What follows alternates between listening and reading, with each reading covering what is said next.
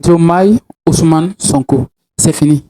Et ce que vous n'avez pas encore entendu, c'est que le duo Ousmane Sonko et Diomaye Faye, il y a une divorce. Comment les amis de longue date, comment des personnes qui ont combattu dans l'opposition sénégalaise, qui furent pendant des années, plus de 10 ans, des figures de contestation de l'opposition sénégalaise, aujourd'hui se voient divorcer. Et c'est une première fois dans l'histoire du Sénégal, dans l'histoire politique du Sénégal, qu'un duo si collé, si s'attachait auparavant et arrive au pouvoir et pas, je ne sais pas, comment appelle-t-on, la magie du pouvoir, ces personnes se séparent.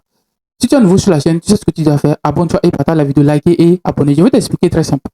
Vous savez, souvent quand les gens disent le pouvoir rend aveugle, ou bien le pouvoir rend fou, ou bien le pouvoir peut comment appelle-t-on, te rendre saoulé, ils ont raison. Et d'une part, ils ont raison de dire ça. Parce que quoi, Ousmane Sonko et Diomaye Faye, ce n'est pas aujourd'hui. C'est des personnes de longue date. Et si c'est que ces personnes n'étaient pas arrivées au pouvoir, je ne suis pas sûr. Et ça, je ne suis pas sûr que ces personnes vont divorcer politiquement.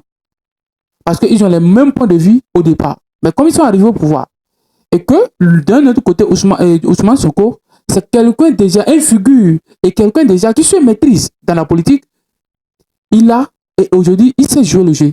C'est le politicien le plus populaire actuellement au Sénégal. Il n'y a pas de figure politique au Sénégal plus populaire et plus aimé que Ousmane Sonko. Donc, lorsque quelqu'un a cette stratégie de communication, de popularité envers la population, il est plus dominant par rapport à vous. D'un côté, nous avons Ousmane et Diomaye Faye, le président, qui, lui, est influencé par une plateforme créée par ses proches qui contestent Ousmane Sonko, qui contestent la politique d'Ousmane Sonko, alors que Ousmane Sonko détient le Parlement. Et c'est eux qui conseillent Ousmane et le président Diomaye Faye, et c'est lui qui l'ont conduit, à créer son plateforme Diomaye président. Et voilà aujourd'hui là où on est arrivé. Si quelqu'un est populaire, ça se voit. Regardez la quoi qui est arrivé à sa démission et à son limogeage, comment appelle-t-on, à la tête du Premier ministre. Et ce qui est stratégique, Ousmane Sonko aurait dû démissionner depuis, mais il ne l'a pas fait. C'est une stratégie qu'il a appliquée. Et comme il a appliqué cette stratégie, de faire quoi? D'attendre à ce que la faute vienne de Diomaye Faye. Il a attendu que la faute vienne de là. C'est-à-dire que la première décision, celui qui va décider de limoger ou bien de faire démissionner le Premier ministre, que ce soit ça vient du président. Et il a resté, il a patienté jusqu'à ce que ça n'arrive du président de la République. Et voilà le moment où c'est tellement dur et ça serait dur pour Diomaye Faye. Parce que Diomaye Faye doit se préparer pour les élections dans les années à venir, dans 2-3 ans à venir. Et donc, où et comment il pourra faire la campagne électorale.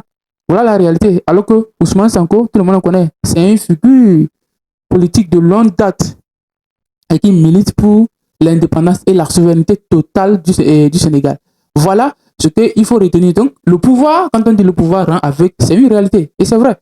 Lorsque vous avez le pouvoir, faites attention. Et lorsque vous êtes à la tête, vous dirigez des individus, faites attention. Il y a des manipulateurs, il y a des personnes qui sont prêtes à sacrifier vos propres amis, vos propres intérêts pour leurs propres intérêts. Aujourd'hui, Diomaye Faye, ça serait dur pour lui d'y arriver parce qu'en voyant la dette et en voyant l'allure économique du Sénégal, de pouvoir donner un bon résultat pour offrir une image d'être élu pour les élections prochaines. Abonne-toi.